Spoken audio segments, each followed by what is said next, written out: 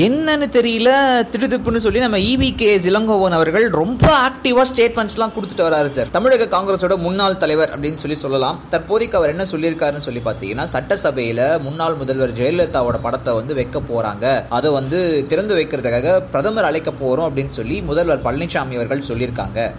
நீதிமன்றத்தால குற்றவாளி அறிவிக்கப்பட்ட ஒருத்தரோட படத்தை காமராஜர், அண்ணாதுரை, எம்ஜிஆர் இவங்க மாதிரியான ஆட்களோட படம் இருக்கிற இடத்துல வைக்கிறது அவங்கள அவமானப்படுத்துறதா ஆகும். அப்படி ஜெயலலிதா படம் வச்சாங்கன்னா IG அலுவலகத்துல வீரப்பன், ஆட்டோ சங்கர் இவங்க படங்களை நாங்க வைப்போம். எம்ஜிஆர் சமாதி பக்கத்துல ஜெயலலிதாவோட உடல் புதைக்கப்பட்டிருக்கு, அந்த இடத்துல மணிமண்டபம் கட்ட இருக்கிறதாவும் சொல்றாங்க. அதுக்கு நிதி ஒதுக்கீடு செய்யறதாவும் சொல்லியிருக்காங்க. இது ரொம்ப பெரிய ஒரு தவறு.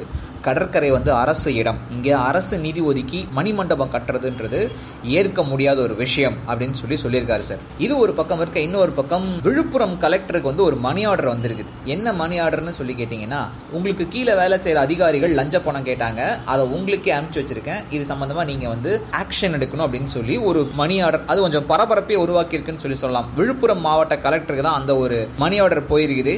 அனுப்பிச்சது யாருன்னு சொல்லி பாத்தீங்கன்னா, சுதா அப்படின்ற ஒருத்தங்க, 27 வயசு ஆகுது. இவங்களோட அப்பா தொப்பையன். போன வருஷம் ஆகஸ்ட் மாதம் 30 இறந்து போயிருக்காரு. ஸோ டெத் சர்டிஃபிகேட்டும் ஈமச்சடங்கு நிதியுதவி கேட்டும் குப்பம்மாள் திருநாவலூர் கிராம நிர்வாக அலுவலகத்தில் விண்ணப்பிச்சிருக்காங்க. ஆனால் ரெண்டுமே கிடைக்கல. ஸோ அந்த ரெண்டு விஷயங்களையும் வாங்குறதுக்காக தொப்பையனோட பொண்ணு சுதா, அவங்களோட கணவர் திருப்பழனி, ரெண்டு பேருமே இந்த ஆஃபீஸஸ்க்குலாம் அலைஞ்சு தெரிஞ்சிருக்காங்க. ஆனால் கிராம நிர்வாக அதிகாரி, கிராம உதவியாளர் ரெண்டு பேருமே 3000 ரூபா லஞ்சமாக கேட்டிருக்காங்க சார்.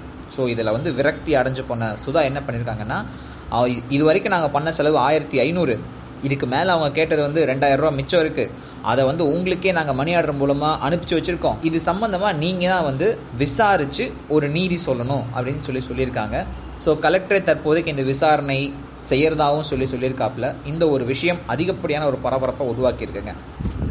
உலகமெங்கும் பரவி இருக்கும் தமிழ் நெஞ்சங்களே, உங்கள் பகுதிகளில் நடக்கும் நிகழ்வுகள், போராட்டங்கள், பிரச்சனைகள், அதிகாரிகளின் அலட்சியத்தால் புறக்கணிக்கப்பட்டுள்ள திட்டங்கள், லஞ்ச புகார்கள் மற்றும் சமூக அவலங்களை இந்த உலகிற்கு வெளிச்சம் போட்டு காட்ட விரும்புகிறீர்களா? உங்கள் செல்போன் மூலமோ அல்லது தங்களிடம் இருக்கும் கேமரா மூலமாகவோ பிரச்சனைகளை வீடியோவாக பதிவு செய்து எங்களுக்கு அனுப்புங்கள். உங்கள் பகுதி பிரச்சனைகளை உலகுக்கு வெளிச்சப்படுத்தி அப்பிரச்சனைகள் நீங்க வழி செய்வதுடன் உங்களுக்குரிய சன்மானத்தையும் வழங்குகிறோம். இந்த ஆண்டு முழுவதும் பார்த்தீங்க அப்படின்னா 1,50,000 பேர் வரைக்கும் வேலை நீக்கத்தில் பாதிக்கப்படுவாங்க அப்படின்னு பத்திரிகைகளே சொல்கிறாங்க. இப்போ ஹெச்ஆருக்கு எந்த பவருமே கிடையாது. ஐடி கம்பெனியை பொறுத்த வரைக்கும் மேலே என்ன சொல்கிறாங்களோ, டாப் மேனேஜ்மெண்ட் என்ன சொல்கிறாங்களோ அவங்க அப்படியே நடக்கிறது. போன மாதம் நான் பெஸ்ட் எம்ப்ளாயர்னு அவார்டு வாங்கினேன் எம்ப்ளாயின்னு. ஆனால் இந்த மாதம் என்னை நீங்கள் அண்டர் பெர்ஃபார்மரு, நீங்கள் உங்கள் பெர்ஃபார்மன்ஸ் சரியில்லைன்னு சொல்லி நீங்கள் ராஜினாமா பண்ணுங்கன்னு சொல்கிறாங்க.